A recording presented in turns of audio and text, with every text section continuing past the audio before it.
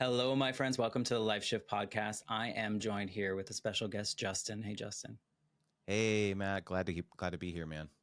You know, you're in my email box pretty much like a couple times a week, and you're a creator, and you create classes, and now you're speaking all over the place, and you're doing amazing things. And I appreciate that you put out a tweet. I don't know what we're calling them these days, an X of some sort. And you said you were kind of looking for other podcasts where you could share things that you don't always share on other shows. So I spoke up, and here we are. So thank you for that. Yeah, 100%, man. I'm really looking forward to diving into some stuff that I don't normally talk about when I do the rounds or do the podcast circuit. Yeah. Right. Awesome. Well, if you can, just tell us a little bit about who you are right now, just without giving away any secrets about your life shift moment. And then we'll have you kind of paint the picture of what life was like leading up to that. All right. So who I am right now, I am 37 years old. I live in the San Francisco Bay Area. I have two wonderful boys. Their name is Liam and Jacob. They're 9 and 6. I am married to my soulmate. Her name is April.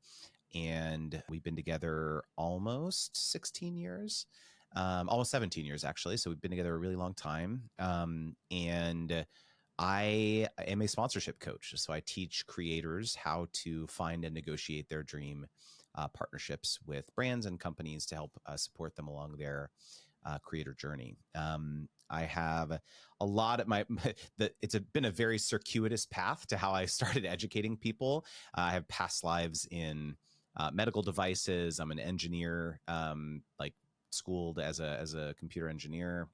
I will get into this, but I have done so many different side hustles over the years of that led me down this path. But I've been doing the full-time creator thing for almost a decade. That's amazing. And that's like, has the internet even been around that long? No, I'm just kidding. Matt, I think it has. I do have some gray in my beard, but not that much gray. The internet's been, I will say, like, when we first started on YouTube, which was 2009, the partner program had just started a little bit before that. And in fact, we got rejected. My wife's first channel got rejected from the partner program where you could make money from AdSense, like the ads that roll before your YouTube videos. She got rejected 3 times before she actually got in. So we were not making money for a really long time, on the internet. That wasn't like an assumption. Oh yeah. Like now everyone, oh yeah, you can make money, monetize and all this stuff. But in the early days, that was definitely not on our radar. You put in the work. Yeah.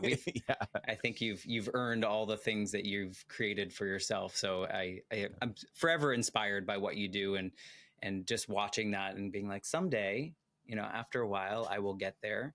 And I'm interested to hear what you're going to talk about today, because I know early on I was like, here's my story. And it was a little bit, I started this podcast because it was an assignment in school. I did a second master's degree during the pandemic because I was bored, and it brought me to this podcast. And growing up, my mom died when I was 8, and I felt so alone in that experience. And even in my 20s, even in my 30s, there were pieces of me that were like, I wonder if other people have been affected by a moment in their life, whether good, bad, or indifferent. In my case, bad. And so creating the Life Shift, I wanted listeners out there to hear people's stories like yours and either feel inspired or feel like, oh, I'm not the only person to go through this, or look at him, he's doing XYZ now, I could be there. So, it's been the most unexpected, fulfilling journey that I've ever been on. And I'm just so excited about it. So thank you. Yeah, I hear you. Absolutely. Yeah. Can you paint the picture of what your life was like leading up to whatever moment we're going to talk about today? Sure. So I'm actually going to cheat a little bit, Matt. Go for it. And you might kill me for this, but there's actually 2 significant shifts that I want to discuss. The first one, and they both have equal gravity in my life, and one kind of led to the next, and it'll all make sense as to why I'm talking about this. But let me paint the picture before the first shift. I grew up in a really, really supportive household. Both my parents my dad was an engineer. My mom has her master's in public health. And they were both education was always really prioritized in the house, but they never pressured me at all to be studious, get good grades. Like for whatever reason, it was just like both my sister and I, we were super studious and believed that like education was important, but it was never like, we didn't have helicopter parents at all. Right. But what happened was that my parents decided to open a Supercuts franchise on the side. So my dad still has his engineering job, but my mom was going to kind of run the franchise while, you know, kind of as a side hustle, not side hustle. That was going to be her primary thing, but like that was going to be their entrepreneurial venture. Right. Right. And so I was around 7 or 8 at the time when they started this process. And so over the next basically 5 years or so, this business started to grow very significantly. They went from 1 to 3 franchises. Business started to become, really good. There was a time period where like we were doing really well financially as a family in terms of buying things, the material things, and like we just were like doing really well, right?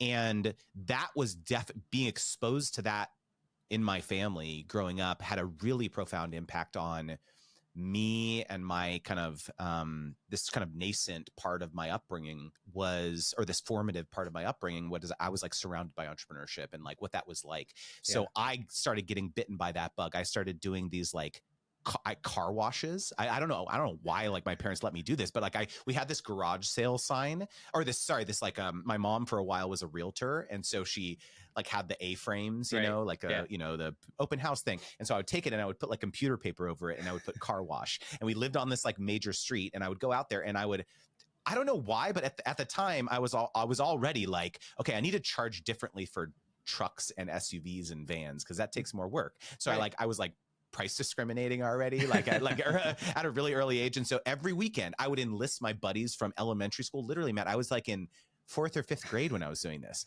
and I was doing car washes, and I would like raid our and I would raid our kitchen pantry, and I would take all the snacks, and we'd set up a snack shop. Like nice. It was, I was like had these alternate revenue streams, and so like I don't know where I got this idea, but I was like always fascinated with like making money, entrepreneurship, different ways, right? And so this was the start of my fascination with entrepreneurship, making money, different things, not driven by my parents at all, by the way. Like it was never like, we own a business, you should too. It was just like, just in the background here of like, I saw it. I saw all these things, right? And so it was this really weird thing where what happened was things started going not so great in the businesses. After a certain point, I'll spare all the gory details, but my parents ultimately had to shut the businesses down, or they lost the businesses. And it's what I believe ultimately led them to separate when I was 12. And there's a lot of other reasons too, but like that put a lot of strain on the family. And so that colored a lot of my ultimate anxieties of the risks of entrepreneurship. But I decided that like, okay, I've been on this, like, yes, I'm very studious and I want to go to a good college and all this stuff too. But like, I decided kind of like right then and there that like, I need to be in control of my financial future so that money never becomes a factor in my ultimate marriage. And it wasn't, I did not have this realization, by the way, until much later in my life, but like it became a driving factor for my professional trajectory, where it's like, okay, I'm gonna go after the professional, like solid, stable salary, but that's going, like my 9 to 5 is just going to keep the lights on, but it's actually all the other things that I'm doing on the side that are really what I'm focused on. Like I want those to become the full-time income. And so the life shift for me, should I jump into it, or should we paint the picture more? No, I mean, it was a beautiful picture that you painted. It was like Bob Ross, really. But honestly, I'm wondering, I mean, it sounds like your reflection on these moments kind of attached this success money to also success in relationships or keeping love alive. And then you've kind of tied these two pieces together, whether intentionally or not, because you saw, your parents doing so well, this like wonderful, idyllic life with all this material stuff. And then once that goes away, so does this family life. I can imagine how that kind of played around in your subconscious. And you said that was more like a reflection that you noticed that, or? So it wasn't like, it came out much later in my own marriage with my wife, actually, Okay. that was a dysfunction that I had taken from my childhood. Yeah. But at the time, it colored my motivation to succeed professionally so much, but I didn't realize it. But like that, again, it was like in retrospect. Well, yeah. And even looking back at your parents being successful individuals on their own makes sense why you and your sister, I mean, if you see a good role model, or you see someone that, look, mom's working really hard and she's finding success and there's money to come and I'm getting cool, He-Man figures or whatever it may be, or Castle Grayskull here. We're around the same age. I'm a little bit older, but it was RBI Baseball 94 on Sega Genesis. Genesis. I only had Sonic. I was only Sonic, and then Ace of Base was playing on the CD player. Oh yeah, and really. My gosh, yes. But I get sign. It. Oh man, yeah. And if I kind of think about my own, my parents divorced when I was 4, 5, 6, I don't know, one of those ages, and I saw my dad kind of struggle with getting he would get a side job for like Christmas presents and things like that, and so my attention to money has to be very similar to yours in a way that it's ever present, or there's a thought of it that's attached to other feelings. So I totally get that, how we run towards things without really realizing what we're doing or the reasons why we're doing it. So, thank you for painting that picture, because I think it fills in a lot of ideas for me. And it also kind of, just seeing you from the outside, or seeing what you do in the world or in the space that I'm adjacent to with podcasting, I can see some of like where that drive comes from and that passion and those things. So thank you for painting that version of your story too. Yeah. And I'm actually going to have a realization right now live with you on the podcast of something I've never actually thought of, but it just triggered something when you said that, which is like, maybe that is one of the reasons I'm so passionate about helping others. Because I've never thought about this, but like you can assign what I do a very quantitative value, right? Like if you hire me as your coach and I help you make more money on a sponsorship or a partnership or something like that, like obviously that's a quantitative win, right, for your checkbook, but like it's way more than that to me. It like not only does it enable you to continue creating great art and be more creative and keep the lights on and all that stuff too, but maybe it is because I assign so much trauma in my own brain to lack of the income and lack of the money. And so like, I don't want anyone to ever experience what I did. That's actually really interesting. And that actually resonates with me. I'm gonna have to journal about that. You never know. I was talking to someone the other day, and I for the first time in my life, and I don't know why I have, I read and stuff, but I heard about epigenetics and the idea that like things that our parents and grandparents have experienced kind of overlay onto DNA and kind of transfer into us. And so I've started doing those kind of things too, like, oh, because that happened to my grandmother, I think I absorbed some of that as well, because that story has always been part of my lineage. And so I love this little reflection here, because I see it from the outside, from someone that doesn't know you. I see your passion for helping people. I understand it's your business. I understand it's your livelihood. I understand that's how you make your money, but I also see how much you seem to care.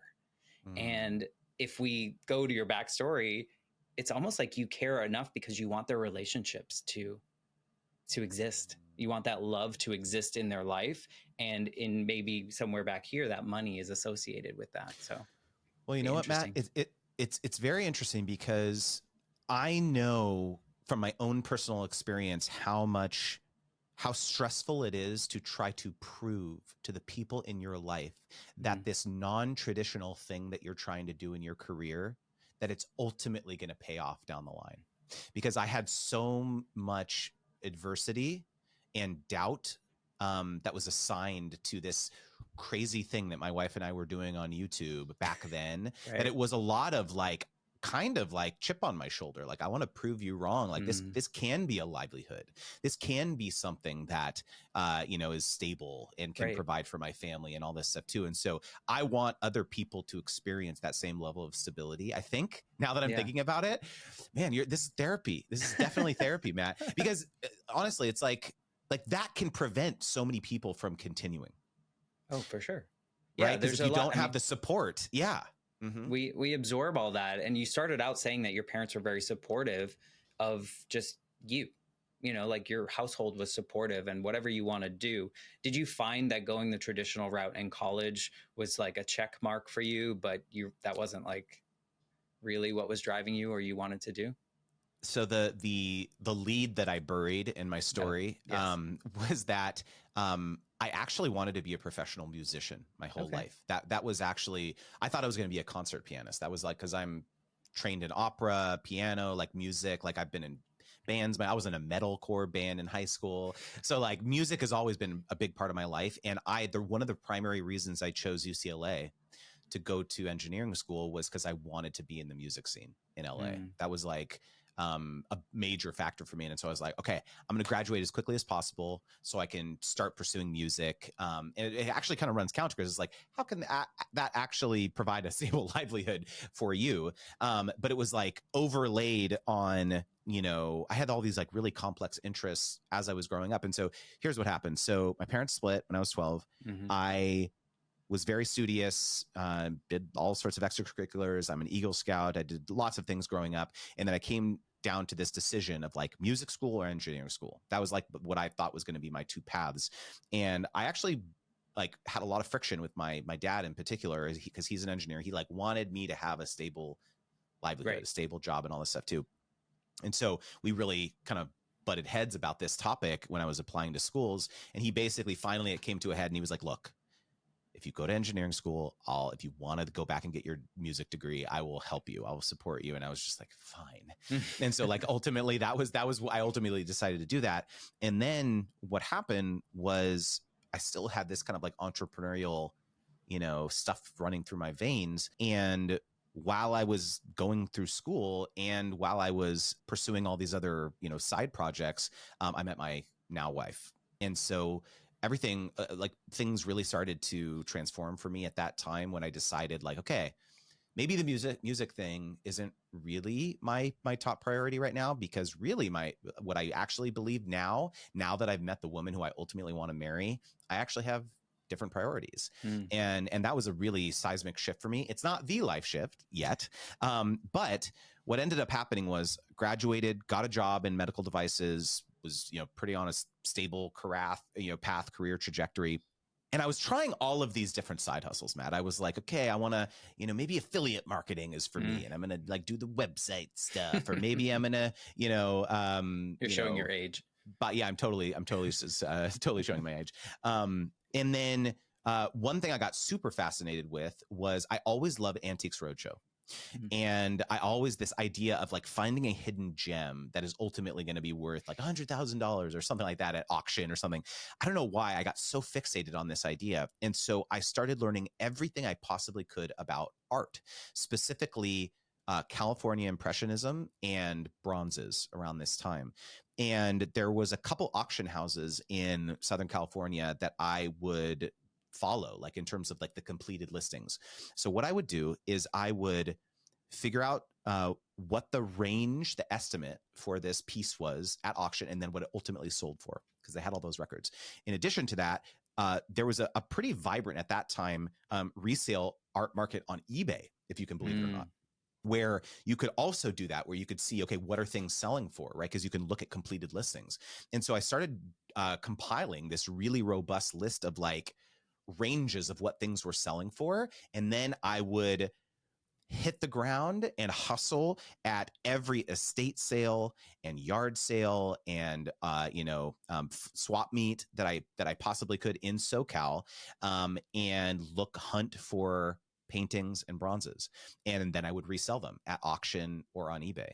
And so this one time in particular that was like a life-altering moment for me was, again, I was like doing all this on the side, waking up at 5 a.m., dragging my girlfriend at the time, now wife, April, to go to all these things with me, bless her heart.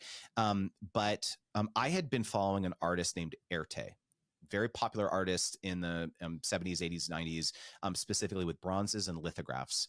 And with his bronzes, he usually had between 100 and 500 editions of these bronzes. And they were actually selling for quite a bit of money on eBay. And there was a local auction house that had one of his bronzes as the signature listing of this auction. And critically, this auction house in particular did not allow online bids. And so it was like either you had to be there to bid or you could bid over the phone. And so there's a little bit of arbitrage here where it's like if you know that there's like a really valuable lot that's going to go, be up for sale, then you should try and capture that so then you could resell it at some of these other more prominent locations like eBay or other more premium auction houses. And so this is what I did. I went down to this auction house and I put in, there was a reserve on this item where meaning that if it doesn't sell for this certain amount, it's not going to sell, right? It goes back to the seller basically. And so at this time, I did not have a lot of money, Matt. Like I had just graduated. All I had, didn't have savings. All I had was a credit card with a limit of $3,000. Okay. I had one credit card. Okay. And I told my wife, April, I was like, I believe that this is worth a lot of money. I believe that this bronze, if I could resell it, I believe it's going to be worth a lot of money. And she was just like, okay, I believe in you. Like, let's do this. And so the reserve, they never tell you what the reserve is going to be on these lots typically, but I thought that it was the starting bid of it was, I think, around $2,000. Right. And so I was like, okay, if I can get this thing out the door for less than the max amount on my credit card, I think I can make a good profit on this thing. So this is what I did. I had my paddle. Okay. I'm in the audience and I'm the only person who bids on this thing initially. And I'm just like, okay, I'm going to win this thing. Right. I put my paddle up and they say, call me in the back. He's got the gavel and everything. This is crazy, right? This is a total true story. And then they have the phone bank people. If you've ever seen these auction houses, right? They have the people on the phones and then someone calls in with a bid. And I'm just like, no, this can't be happening. Right. And so it's me going back and forth in $100 increments with me and the person on the phone. And remember, it's not just how much the lot sells for. There's also a buyer's premium, meaning that I have to pay an additional 20% to the auction house for buying it. So that's above and beyond the actual sales price. So now that I'm thinking about it, I think maybe the starting price was more like $1,800 because I went back and forth about 3 or 4 times with the person on the phone. And ultimately I'm the last person standing. Gavel comes down and I walk out of here with this thing, $2,300 for the sales price plus buyer's premium of 20%. So I literally walked out, what is that? Like, 460 extra bucks. So it was like $2,800, roughly something like that. $200 like to spare on my credit card. And so I get in the car with this thing. They're like, okay, at the end of the auction house, meet around back and you can collect your lots and pay and everything. Oh, no. And so I like run the credit card and I'm like hoping like, please don't get flagged for fraud or like, like a suspicious activity or whatever. Went through, loaded it into the back of my car. I close the trunk. I sit in the driver's seat. I look over at my wife and I'm just like, what did we just do? Like we bought this sculpture for $2,800, whatever it is.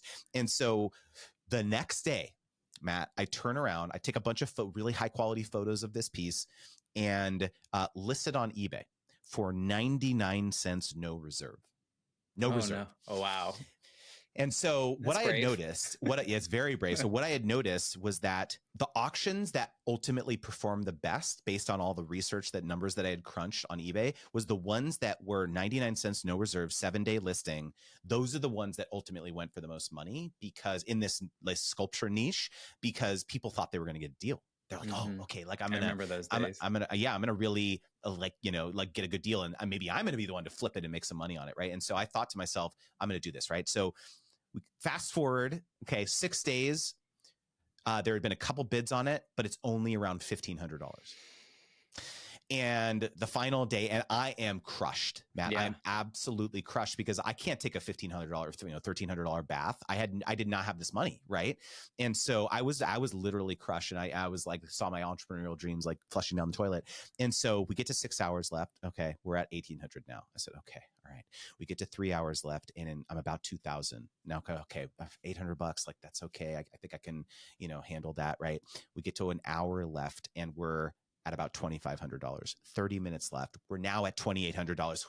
Okay, I'm going to break even. I'm going to break even on this thing. And in the back of my mind, I always knew that it might be possible that there might be some people waiting to the last minute to try to make some bids because they had these software programs back in the day. It was called like sniping software, eSnipe, and some of these tools where you could basically put in a number, your max bid, and then it would go in and bid in like the last 10 seconds, right? And I remember this because my dad used to do this. He was like big on eBay. And so I was like, okay, maybe that's possible. Cross my fingers, maybe, right? And so still 2,800. It's getting down to the last minute, last 30-second. And I refreshed the browser like one final time. And it's just like hanging there, like loading. And I refreshed the page. $7,800 this thing ended up selling for. And I screamed at the top of my lungs. I clicked into the bid history, and there were like 3 people who were using this sniping software that were bidding it all against each other algorithmically at the last minute. And the person who ultimately, won the bid was $7,800.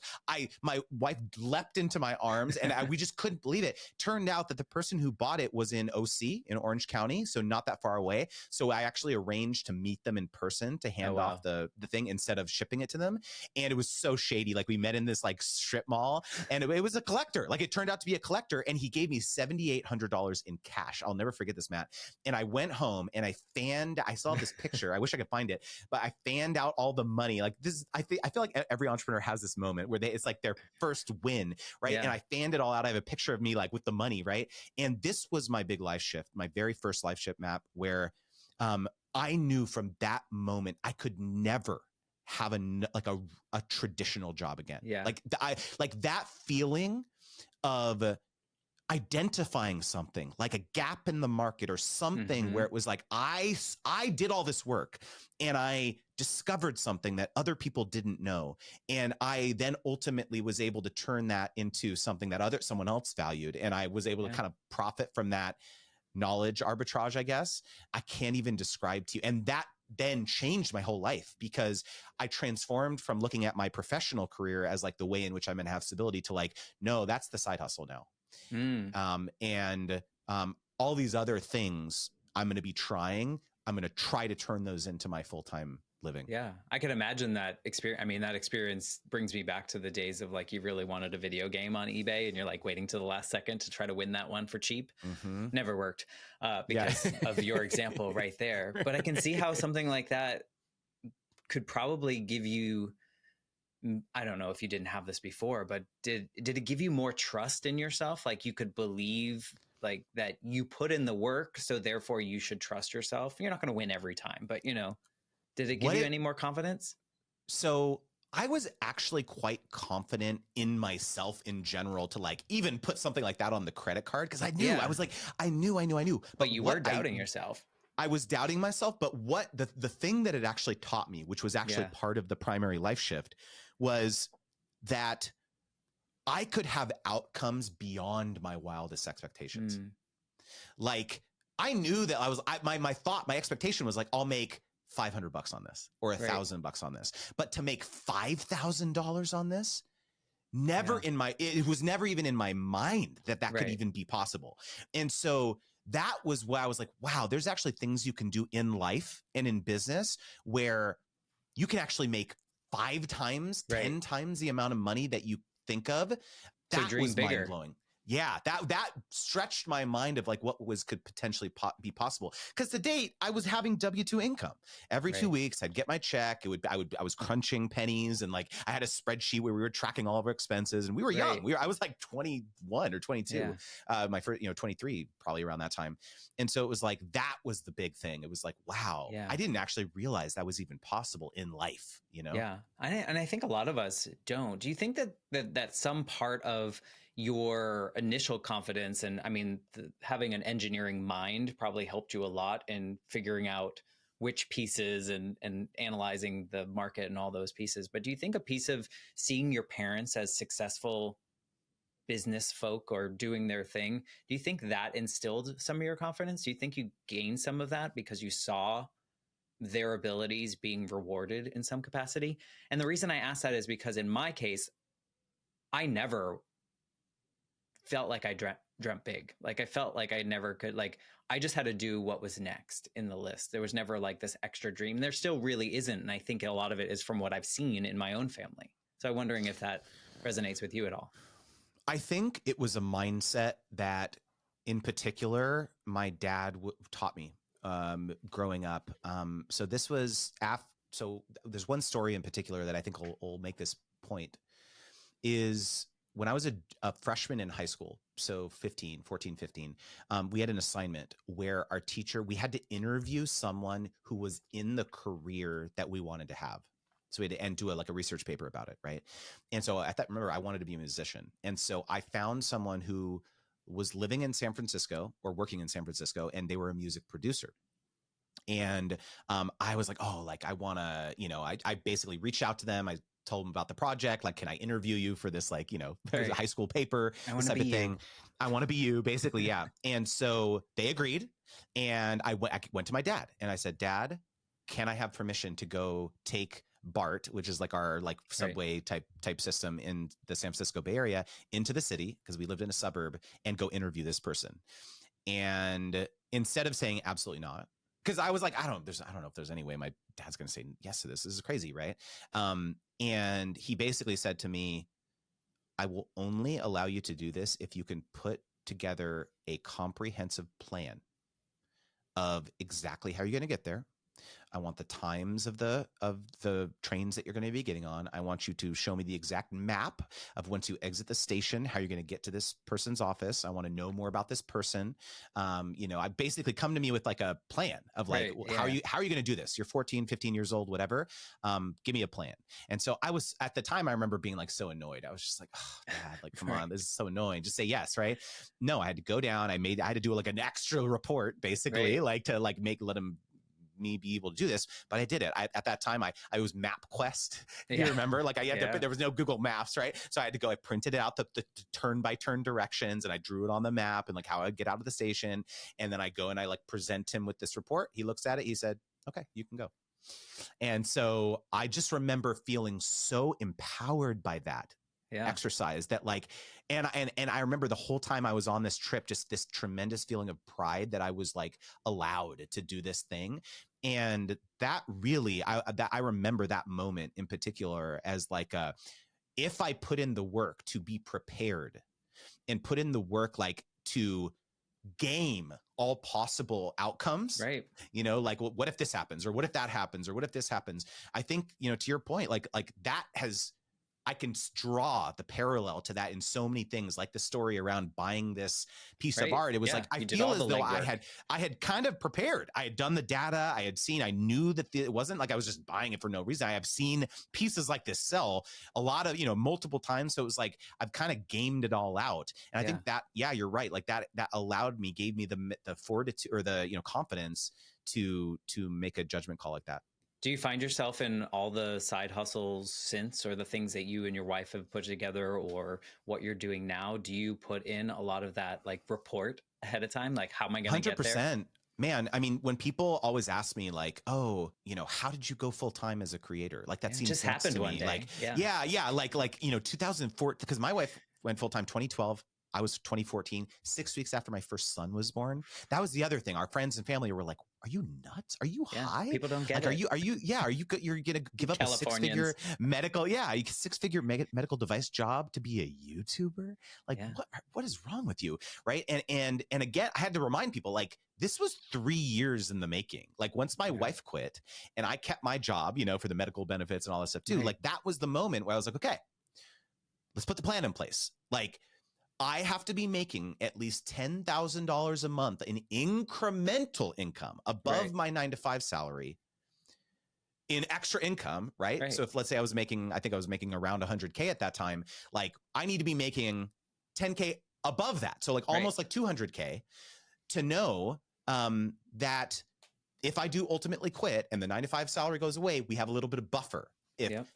So, because we, at that time, again, we had a kid, we weren't going to go back to living on ramen. Like that wasn't an option. And so, like we put the plan in place. And I think people just don't realize, like, I never, ever make decisions, without like putting the plan in place first. Yeah. I mean, I think a lot of people do, especially in the creator space. I'm sure you work with people that are like, they woke up one day and they decided they were going to start XYZ, YouTube channel, or they were going to do a podcast, or they were going to do whatever it may be.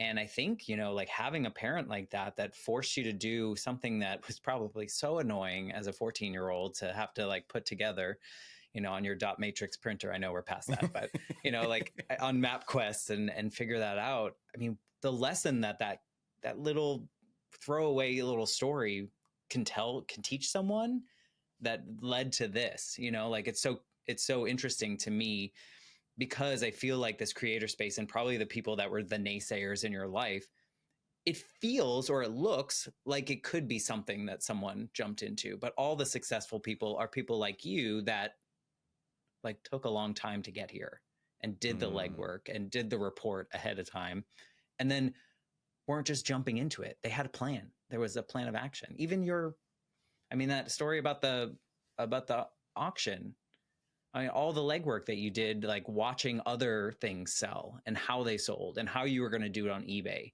That's a lot of work. That's a lot of work with possibly never a reward. Right. Right. Right. How do you determine, is there a point in which you do like a lot of legwork for something, and then there's a breaking point in which you determine I continue going or throw it away? Do you have any of those? Matt, I don't know if you knew this, but that's a perfect seg to my second life shift. Well, I mean, I did, and I set it up. You are the podcast We're scripted, host. Right? We're running the teleprompter. So it's so funny you asked that, because to date, up to this point in the conversation, I've talked a lot about entrepreneurship and making money and all this stuff too. And so the next I was on this path of like, okay, yeah, I'm going to be an art broker. That was like what I thought I was going to do. But ultimately what I decided was like, this is so much work trying to hunt and find and wake up at 5 a.m. and do all this stuff. And so all in, I think over about a year of doing this, 18 months of doing this, I think I made profit about 40 or 50K doing this. So it wasn't nothing. Like it was pretty good money, like on top of my full-time income. But the juice did just not seem worth the squeeze, Right. And so that's when I kind of shelved that idea, and I was like, okay. And by the way, this is around the time that my wife started her YouTube channel. And so it was very much like in the background, it wasn't making money at first, but it was like it grew. And then as we started making more money, working with brands and collaborating with them, the next kind of big entrepreneurial thing that I did was I started an agency where I was like, okay, we're pretty experienced doing brand partnerships because we've done it a bunch as creators. What if I help get deals for other creators? I'm not going to manage them, but I will go to the brands that we worked with personally and be like, hey, we loved working with you. Did you know that I also have friends who are also good creators, and you can work with them, and I'll manage it for you. I'll manage the campaign, because it was a great experience working with us. Right. And so it was like, this was what I was a project manager in my full-time job. And so I was like, I'm pretty good at this. Deadlines, timelines, keeping things on track and all this stuff. And so I was like, this was my next idea. I was like, okay, I'm going to be the liaison, right, to kind of manage these campaigns. And man, it took off, Matt. Like it did. So this was around 2015. So still pretty early in terms of influencer marketing and brands trying to understand how to collaborate with creators and all this stuff too. And so for the next 5 years, basically, that company grew significantly. We were landing, huge 6-figure deals. We were doing campaigns across lots of creators. I had multiple full-time employees. My payroll at its peak was like 50K a month. So I was like doing the thing. I was like growing the agency, and like, the whole point of it though was, again, to diversify our family's income. That was, I was always thinking ahead. Money. I was like, okay, like my, things are going well with my wife and I personally as creators, but like, gotta end at some point. So like, well, let me figure out another revenue stream that doesn't rely on like April and Justin, being on social media. And so the agency was going super well. I loved the people I worked with. And then the pandemic happened. And all these huge contracts that we had in the pipeline got eviscerated. And tried every Hail Mary you can think of to save the company, applying for a PPP loan, wasn't selected for that.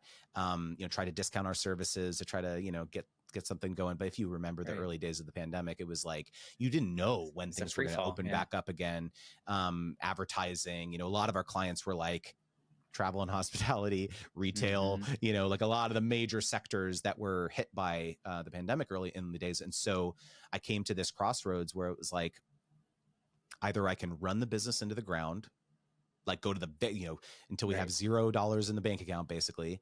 It was actually even worse than that, because I was at 100K in debt because I had taken out a big line of credit hired a fancy VP of sales, done all, invested in software dashboards for the agency, done all these things thinking, and we have this huge pipeline, all these, contracts, like it's going to be fine. I'll pay it back once the money hits the bank account. Like basically, like, and in your surprise, plan, surprise. it was there. It would have in the done plan. It was there. Yeah. And it was like this black swan event basically, where it was like, I decided I either can run the business into the ground or I can give my employees severance and try to set them up for at least as much time as I can to try to find the next opportunity. And that's what I ultimately chose to do. And so I spent 5 years of my life working so hard, Matt, like nights and weekends, burning the candle at both ends. And I just kept telling my wife, it's going to be worth it. Mm-hmm. It's going to be worth it. I'm going to turn the corner with the agency. It's going to happen.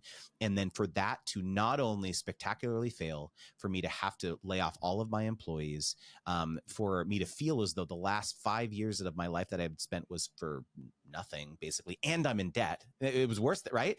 And I was literally, this was the lowest point. This was literally the lowest point in my life, Matt. I was so crushed. I was emotionally defeated. I was psychologically defeated. I had no idea what I was going to do next. Luckily, things were still going okay with my wife and I's kind of personal business and channels, because we kept doing that the whole time. Right. And so we still had kind of a livelihood, which was so thankful. But inside, my personal professional pursuits were obliterated. Right. And so it was literally in the ashes of this. I was in the most depressed state that I could ever remember being in my life, where I started thinking, okay, I'm sick of wallowing. I've been wallowing for a long time here. I just want to feel useful again. I want to feel as though I'm helping people again, because I just need to get out of this. Right. Yeah. And so this is when I started to think about this really unique perspective that I had at this point now, which was that, again, I've been a creator for many years doing all these deals, but I also had run this agency now, where it was like, I had been kind of behind the scenes of all of these big brands and these big agencies. And they were saying like, we want to move forward with this creator and not that creator for the following reason. And this is not something they talk about publicly. Right. We don't want to work with that creator because they're saying crazy things on their Twitter, or they had a controversy 2 years ago and we don't want to work with them. And so these are the types of things. And so I was like, this is actually kind of interesting. Maybe I should make some content, like some YouTube videos or something about like how brands decide, like who that they're going to partner with, right? How to negotiate, how to communicate with the brand, this type of thing. And so I'll pause here, but like this was the early, it was kind of like the phoenix rising from the ashes. It was like, this was the early kernels of hope of this life shift of now maybe this could be the next chapter for me. Yeah, definitely a next chapter. When your company, when you decided to to close the doors, metaphorical doors of your company, how much of your feelings, your emotions were attached to when your parents' business went out? How much of that was like, were you someone like I would be catastrophizing, like, there goes my relationship, I'm about to get, like, did you start getting in that headspace because 100%, of your 100%, dude. 100%. I mean, it's only natural. I mean, my wife and I have been pretty, vulnerable talking about this, but like that was a really hard moment for us because, again, she, like, if you can, like, a lot of this was on my wife for a long time because she was kind of like,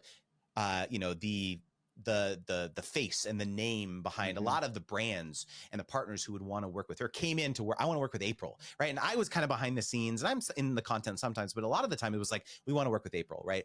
And so she very much was like, shouldering a lot of the responsibility of a lot of the brand partnerships that we were doing, that were kind of continuing to kind of fund our my ability to pursue these other things that I just kept saying, just trust me. Trust me, like it's going to pay off, like all this stuff. And at that same time, remember, we had like small kids. So it was like, there's a lot of, guilt associated with like being away, like, we're having to do all this work and yet we're, having to, put our kids in preschool and like all this, it's this balance that you, as a parent, it's like, you want to be there for your kids, but also you have to have, provide for them and like all this stuff too. And it was like a lot of complex emotions with that. And so when it ended, when it failed, that was so humiliating to me personally. And you're right, it was like I let my wife down. That was the motion that I felt, is like I let my family down, I let my wife down, like, and it was like, But it was 100% out of your control, really. At the end of the day, you couldn't have predicted yes and no, a global yes, pandemic. Yes, I mean, if we're, but yeah, yes, I mean, I but get it. yeah, like yes, but it's like not that I'm like going down the extreme ownership route necessarily, but like there were decisions that I made that were I did not do the 14-year-old Justin plan to the fullest because everything was going so great. Right. Right. Well, we It get was like wrapped all up these, in that. yeah, it I was mean, that's like, a human response. yeah, I'm like being pulled by these like the tsunami of interest of the agency. And so it was like, oh yeah, dropping 50K on a software developer to like make this dashboard when we're pulling down these like huge 6-figure deals. Sure. Yeah, that makes sense. Hiring a high value VP of sales who's going to bring in these much larger deals. Oh, that makes sense, right? All these like decisions, but it's like in retrospect, like what if that doesn't happen? Like what if something happens where that doesn't make sense? I didn't do adequate planning there, you know? Yeah. I don't know. I feel like it's hard. I think as humans, we naturally take these things and we absorb a lot of that, or we're the opposite, which I'm not, but like, you're just like dismiss it completely. That wasn't my fault. It was someone else's fault, you know? And in this case, I can see how your upbringing of seeing like money tied to love in a way, not really, but as a kid, you kind of you don't fill in all the gaps when you're that age. And then having something that didn't quite work out the way that you promised it would. It's actually even more complex than that, Matt, because one of the biggest challenges of this whole thing was my wife and I always talked about, like, from when we first started dating, like I very much wanted to be the provider. Like both of us, like I think we have somewhat of a traditional relationship in that regard, is that my wife has always wanted to be a mom. Like she's always wanted to like, care for our children. And like, that dynamic in our relationship was always something that we both really wanted. Yeah. And so it was very surprising and unexpected that her career took off so rapidly. And there was like, she started making so much money, way more than ever. Like even I was making in my like professional, like, a corporate job. And so it was like this very weird thing where it was like, she liked it. Obviously she loved it. But it was like, it was flip-flopped. It was like she was the breadwinner. I was obviously supporting behind the scenes, but like it wasn't me. I wasn't the thing. And so that was a really challenging dynamic for a long time, because it was like, well, this is the way that our family's deriving income. Like we just got to keep going and do this thing. But I was all part of me trying to do all these other like things to diversify the income was an attempt to right the balance of like the dynamic in our relationship that we both really wanted. And so that was why also the agency crumbling was so humiliating to me, because it was like this attempt that I'm trying to like be the provider and be the breadwinner, the thing that we've been trying to like do in our relationship for the last 15 years that, or 10 years at that time, is like, that's over, that's done with. And so it was like, there was all these like layers of like complexity to why it was so challenging. When you were in those ashes, was there ever a part of you that was like, screw it, I'm going back to the 9-to-5, screw this entrepreneurial route? Yeah. I mean, it was conversations that my wife and I had like, very regularly. It was like, okay, well, there may be a point at which I need to go back and get a 9-to-5 and all this stuff too. But not giving up, not in a sense of giving up, but rather just to like fill a gap of some sort. I would say that the saving grace, had this not happened, so like we're so fortunate in that the year of the pandemic was actually one of our best years, surprisingly, for our personal stuff, because what happened was that marketers, the Olympics got canceled. There was all this money, this advertising money that had to be rerouted. It had to be, I don't know if you remember this, but like all the marketing campaigns around that time were like the new normal. It's like, we're all at home and like all this stuff. And so, man, like the partnerships that we secured during 2020 and 2021 was insane. Like the amount. And so like financially we were okay. We were fine. Even though we like lost the income from the agency, like it was bolstered by the partnerships that we were doing personally. And so I was never at a point where I was like, I gotta go get a job, because like things were still okay. Okay. but then you were able to, I mean, it kind of sounds like that year gave you the space to kind of find your new zone. Like it was almost like Exactly. maybe you had to burn it down to start up this new thing. Do you see it in that way at all? Like this? I 100% do. And like my wife is so amazing because she has always been, yeah, things were hard. Like just as any relationship, as any marriage, things are challenging. You have little kids, you have professional aspirations, finding yourself as an individual after being a parent. It's like there's all these complex phases that you go through after becoming a parent. But like my wife has always been my number one supporter and number one believer in me. I'm so fortunate in that. And she has always like, if I say like, I think this is going to work, even though all these other crazy things didn't work in the past, she's always like, okay, I believe in you. Like, I'm going to give you the space and the support to try to make that happen. And so it was a slog. Like, I for the first year, I wasn't making any money. Yeah. Like you couldn't pay me. Literally, I didn't have a course. I didn't have coaching. I didn't have anything, but I was like, I want to lay the foundation. I'm going to like illustrate to people how I can serve them with this education around sponsorships. And so, yeah, it was like a good year before I monetized it at all. Mm-hmm. And so it was like, again, like a lot of that was just due to my wife being always in my corner. Yeah. Well, and it just kind of goes to true to form for you. It sounds that you had to put in the legwork. You had to do the report so that you could launch and do it right. Because it sounds like you want to do things right. You don't want to do things ad hoc or, Well, it's so funny because I remember there was this time in my life where I would just try to think of ideas where I could start a business or ideas where I could. There was a time in your life or not like every day? No, like I don't do that anymore. I don't do that anymore. Okay. No, because I found my life's mission. I found my life's purpose. I really, the ikigai or whatever, right?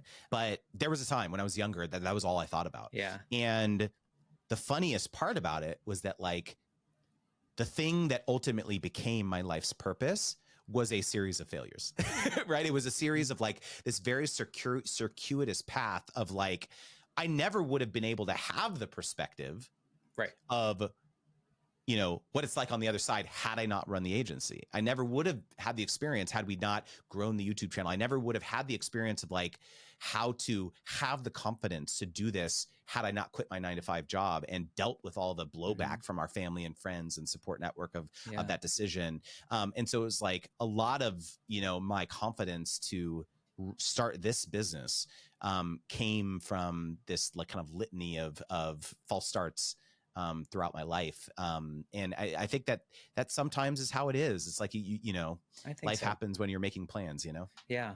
No, I think, we hear it a lot and it sucks, but I think we learn a lot from mistakes and from failures or tragedy, right? I feel like I'm this version of me because my mom was killed in an accident. Like I would not be me had that not happened to me. And the 20 years of terrible grief journey that I sucked at, like had I not done all that, I wouldn't be this version of me. And so I kind of look back at that with some level of like gratefulness in a weird way. Hard to say that out loud. And I can understand how you probably now look back at some of those things that you did and go, okay, well, that served a lesson for me. Or because I did it that way and it didn't quite work out, maybe I won't do it again that way. Maybe I can do it this way. And this is the way that it's going to work out. So, I mean, I think that's a perfect lesson for so many of us to realize that, the journey's long and it might not be the same journey the entire time. In your case, it's always been this like, I know I got to do this side hustle. I know I got to do something that fuels your passion. But I love that you've kind of uncovered this also, like helping others is kind of serving some of the childhood thoughts that you had back then too. So, super inspired by your journey and understanding that it's going to be bumpy. It's not all perfect. Yeah. And I mean, I think one of the other parts of this is that like,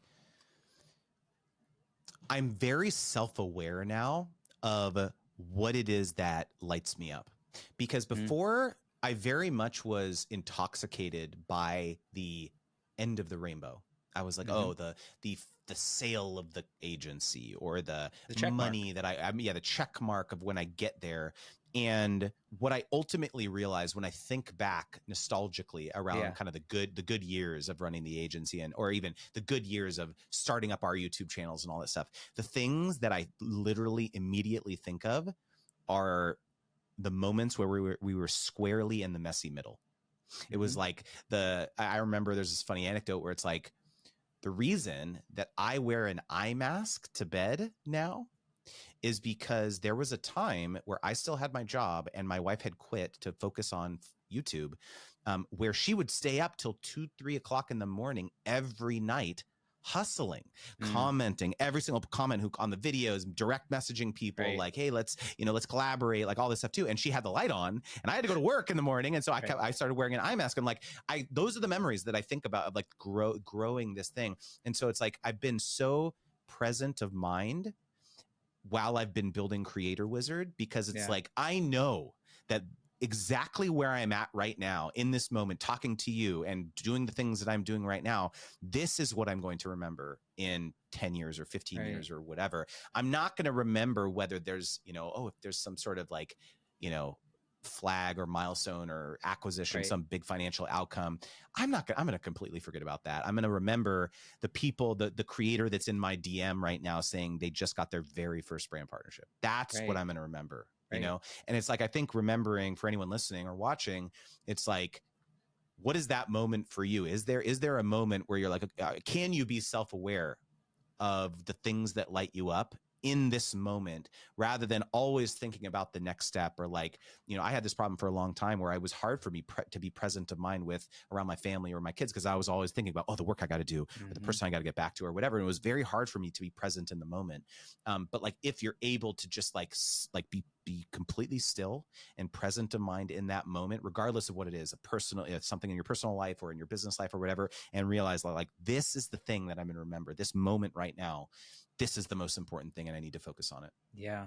No, being present is really hard, but once you figure out the value of it, I think there's no stopping it, right? If you could go back to Justin sitting in front of that eBay thing, like 20 seconds before it ended, or maybe an hour before it ended, when you were kind of like, oh gosh, what's going to happen? Is this actually going to work? Or all my plans actually going to come through? Is there anything that this version of you would want to say to that anxious young man? What a fantastic question, first of all.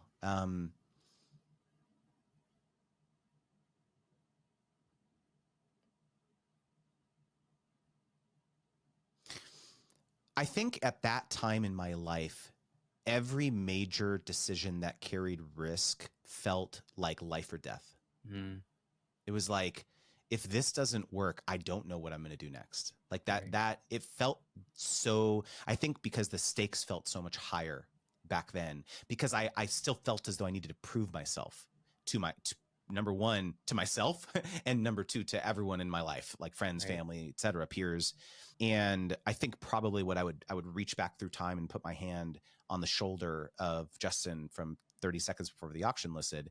It would be that, if you look at the entire trajectory of the next 20 years of your life, this is going to be a super, super minor blip of your life generally. But at the time, it was impossible to have that perspective that like, this is going to be, regardless of what happens, the auction could have ended and it was at $2,800.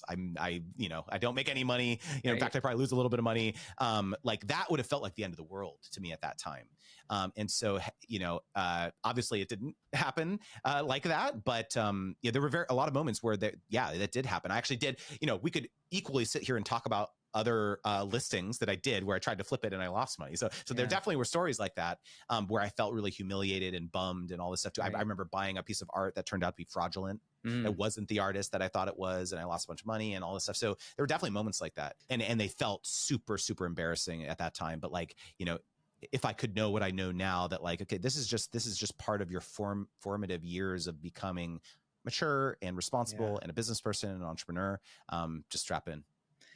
It feels like you have somewhat shifted also in the way that you tell your story. So much of your early life was really chasing that dollar. And now it's like chasing these connections, these like relationships. The money will come, and if you're doing what's serving your heart right, and like the why and connecting, all the rest of it's going to come because you've already done that plan. So now it's like, Justin, pay attention to the heart of people, pay attention to their lives, and not what you can get from them, because, you know, you'll have enough money to do what you want to do and have a successful life according to younger Justin. So, you know, I see that, at least. I don't know if that's true for you inside, but I can see that you seemingly care a lot about those connections and those relationships. I mean, it's everything. It's all I care about. But I want to give one caveat to that, which is that it's Just very tell me I'm wrong. easy. Yeah, no. I think I can predict what people listening or watching are thinking right now. They're like, okay, Justin, it's easy for you to be so service-minded when you've had an awesome career and made a ton of money. It's easy to be like, it's like the founder of a startup who cashes out for $1 billion or $500 million, and now they're a philanthropist. Right. Now they have this mission to want to save the world and all this stuff too. So it's like, you know, the skeptic could say, why did you have to have this big financial outcome to you know, now be service-minded and all this stuff too? And my answer to that is like, I 100% agree with that. That is an accurate thing, because it's a luxury right now to be able to have this mindset where it's like, I'm going to serve people. I don't really care about the money. And it's like this weird thing, because it's like, you're right. Like that people have told me that's one of the reasons why I wanted to hire you or to join, because it never felt like a hard sales pitch. It was always like, I was always like, in fact, like I actually just did a webinar like 2 hours ago, and someone said on the for my program, someone was like, how quickly can I get results? Like, I think I can do this. I know I'm going to put in the work and all this stuff too, but I'm going to have to borrow from my rent money to actually join. And I said, do not join. I said, if you're in this position, I don't want, like, I want you to be in a solid financial position where your baseline you know, like this is not the right time to like join this. And they were like, thank you so much. That's super honest. And I appreciate that. And so it's like, I can say that like with 100% of my chest, because like, that's how I feel. Like, I'm never going to like pressure people into doing this. And so like, it is strangely, like through a roundabout way, I've had so much success because I haven't needed it. Right. I haven't needed the money, and I approach it from like, I'm just going to give away everything for free, basically. And if you need more detailed support, sure, you can hire me, like join my courses, coaching, whatever. And so, but I totally acknowledge that skepticism that like, okay, it's easy for me to think that now, but now that I'm at this point in my life, it really is, I do feel very blessed that I can have that mindset.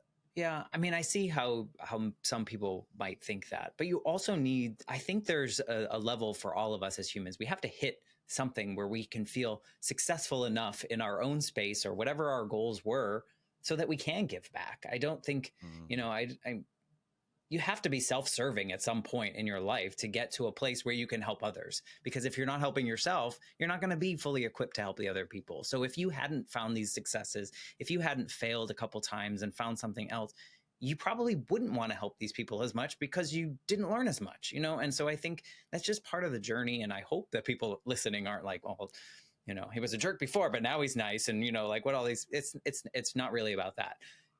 But I appreciate what you said. I understand that. And I think there are some people that feel that, but I am inspired by you, your journey, what you do. I love seeing things come across my feed and go, maybe someday. But, you know, I just thank you for taking the time to share your story, to have a little uncovering of something maybe you hadn't thought of before. Thank you for being part of this. Of course, if I could bookend this conversation with something that resonated with me. This happened just yesterday. I was listening to Amy Porterfield's podcast. One of my people I really am inspired. She's kind of one of the OGs of kind of the online marketing space, and she was telling a story of something, you know, really challenging that happened to her recently. And she gave this analogy, and she said, like, you guys know that, like, when I share stories of things that didn't go so well in my life or my business, I prefer to share the scars, not the scabs, because the scabs are still raw. They're still kind of oozy, and I'm still kind of going through it. And I prefer to share the scars, because that means that it's fully healed emotionally. And I feel as though I'm in a place now where I can share, like, and I have lessons now to share for you. And that really resonated with me, because it was like, sometimes I think in life it's hard for us to, when we're in the middle of something and it's still very raw and still very emotional, it's really hard for us to talk about it, and really hard for us to articulate what we're really going through. And it's like, you can't even envision, like, I can't help anyone right now because I need to help myself, you know? And so I think just like giving that permission, that it's like, at some point, you know, hopefully there'll come a time in your life where you feel as though you'll feel comfortable to share potentially a painful lesson or something that happened to you in your life. And so that whole description of this, I think that like really resonated with me, because it was like, I'm at a point in my life. There was a point where I could not talk about the agency thing. Like I was so demoralized, crushed. I was embarrassed. Like I just couldn't do it. And so it's like, the moment for me was when I hit publish on a YouTube video talking about the failure. The thumbnail was literally, it says like negative 100K. I remember, like, and I'm just like looking like this on the thumbnail, and I told the story, I told it all. And that was the emotional release for me. And that really marked an inflection point of me being comfortable talking about this big failure in public. And so my sincere hope is for everyone watching or listening, that whatever that moment is in your life, whatever the life shift is for you, that there will be a time that you'll feel at peace discussing it. Yeah. Talking about it is so valuable. I never knew that I would be talking about my dead mother every single week on the show, but there's so much healing in it. And so I love that. I love the scar analogy, even though I have a broken finger right now, and they try to make me a little bit nauseous with that. But thank you for that. If people want to like learn more about what you offer and how to get in your orbit, what's the best place for them to like find you and follow you, and where do you recommend? Yeah, so I have a completely free newsletter. It's creatorwizard.com/join. Every week I send out, articles and videos and stuff like this. If, potentially you are a creator or you're interested in being a creator, I talk about a lot of the mindset pieces. I even send you paid sponsorship opportunities if you actually already have an audience and you're trying to monetize it. So yeah, creatorwizard.com/join. Yeah, we'll definitely keep that link there. You can probably has, I think that has links to your socials and stuff like that to follow you. So join his email newsletter. I'm on there. Sometimes I delete them because I'm like, that doesn't relate to me and it makes me sad. But sometimes it's really good. Sometimes I respond when you have a question in there. So thank you for what you do. Thank you for taking this time today. And I know you're very, very busy. So I'm sorry we went over a little on time, but thank you. No, this is great. Thanks again, Matt. Yeah.